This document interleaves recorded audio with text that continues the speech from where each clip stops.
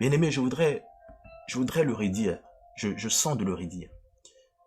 En ces temps de la fin, ce dont les gens ont besoin réellement, c'est qu'on leur présente plus cet amour révélé de Dieu.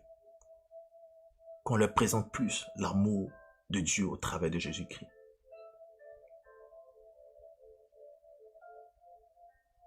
Ne présentons pas cet évangile avec dédain. N'y allons pas avec un sentiment d'orgueil, en les méprisant, en les appuyant sur le fait de les effrayer avec la vérité de l'enfer, avec le feu de l'enfer, en leur disant si tu ne fais pas ça, si tu ne donnes pas ta vie à Jésus, l'enfer t'attend. Pour moi, c'est pas le bon procédé. Car je le dis encore, beaucoup ont été emmenés au Seigneur par psychose ou par peur de l'enfer. Et aujourd'hui, ils vivent une vie fade, une vie chrétienne fade, sans saveur, sans la passion, sans l'amour de Dieu. Pour eux, l'essentiel se trouve dans le fait qu'ils aient échappé à un feu éternel. Or, le véritable enfer, la véritable misère, c'est cette absence de la révélation de l'amour de Dieu, de la vie de l'homme. Il n'y a pas pire que cela. Oui, cela est même plus affreux qu'un feu de l'enfer. Alléluia. Il n'y a pas pire que cela. Être vide, ne pas avoir la révélation de l'amour de Dieu, de l'amour agapé de Dieu.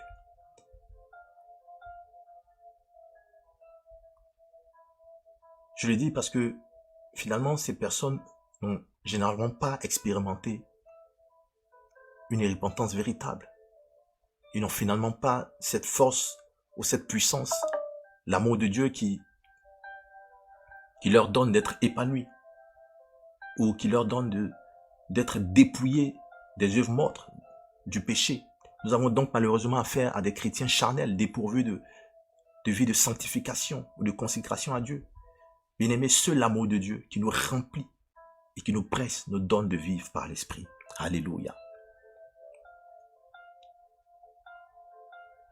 Les circonstances présentes, l'actualité se charge déjà de créer de la psychose chez ces personnes.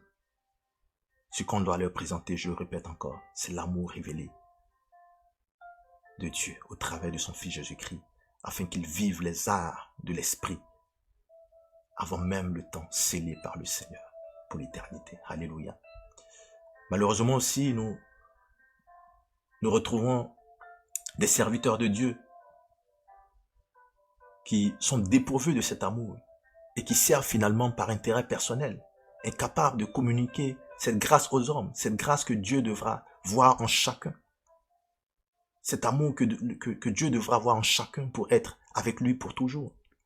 Voilà comment beaucoup, après des œuvres innombrables, de guérison, de miracles, etc., se verront chassés loin de la présence de Dieu.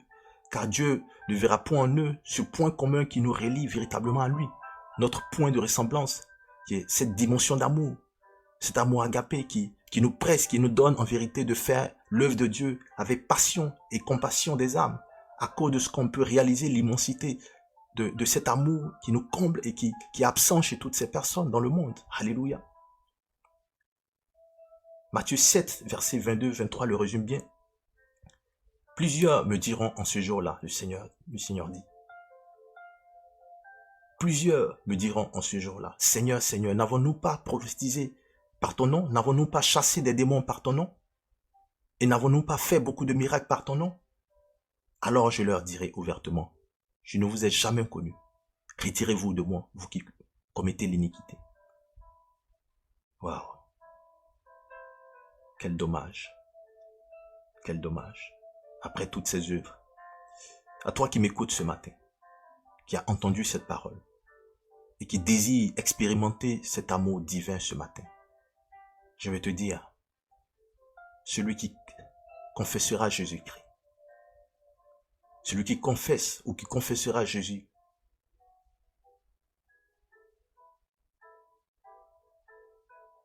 pourra recevoir, n'est-ce pas, cette grâce. C'est pourquoi je veux m'appuyer sur ce verset qui dit, celui qui confessera que Jésus est le Fils de Dieu, Dieu demeure en lui et lui en Dieu. Alléluia. Viens ce matin, ouvre ton cœur. Toi qui m'entends, toi qui m'écoutes, je voudrais t'accompagner dans cette courte prière afin que tu fasses de Jésus-Christ ton Seigneur et ton Sauveur personnel. N'hésite plus. Il faudra que tu ouvres la bouche. Car si tu confesses de ta bouche le Seigneur Jésus, et si tu crois dans ton cœur que Dieu l'a ressuscité des morts, tu seras sauvé. Car c'est en croyant du cœur qu'on parvient à la justice, et c'est en confessant de la bouche qu'on parvient au salut. Le temps est favorable. Considère ce temps de parole, d'écoute, comme un rendez-vous divin.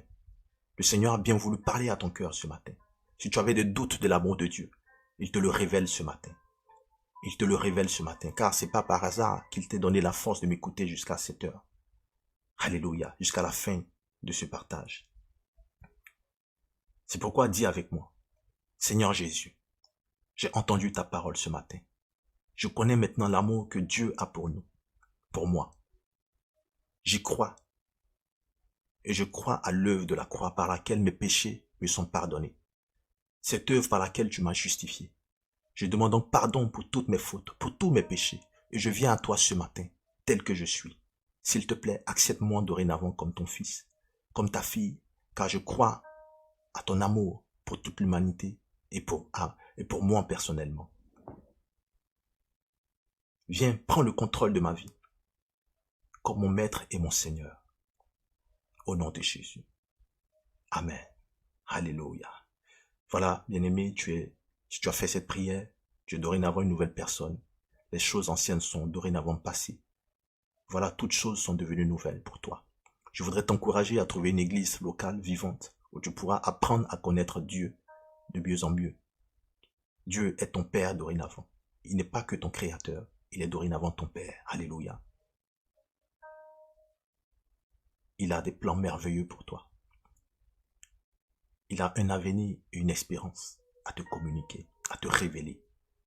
Alors cherche-le de tout ton cœur. Attache-toi à lui sincèrement et tu verras sa gloire dans ta vie. Alléluia. Merci Seigneur pour ton œuvre. Je te soumets la vie de toutes ces personnes qui font cette prière de repentance et de la nouvelle naissance. Alléluia. Ô Seigneur, que tu achèves cette belle œuvre que tu as commencée ainsi dans leur vie. Je prie maintenant dans le nom de Jésus. Recevez le Saint-Esprit. Recevez cette touche particulière qui embrase vos cœurs et qui vous donne un cœur nouveau selon l'œuvre de l'Esprit.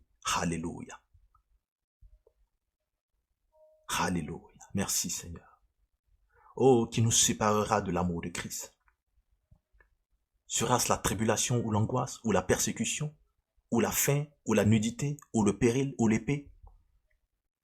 Selon qu'il est écrit, c'est à cause de toi qu'on nous met à mort tout le jour, qu'on nous regarde comme des brebis destinées à la boucherie. Mais dans toutes ces choses, nous sommes plus que vainqueurs par celui qui nous a aimés. Car j'ai l'assurance que ni la mort, ni la vie, ni les anges, ni les dominations, ni les choses présentes, ni les choses à venir, ni les puissances, ni la hauteur, ni la profondeur, ni aucune autre créature ne pourra nous séparer de l'amour de Dieu manifesté en Jésus-Christ, notre Seigneur. Alléluia. Oh, alléluia, alléluia.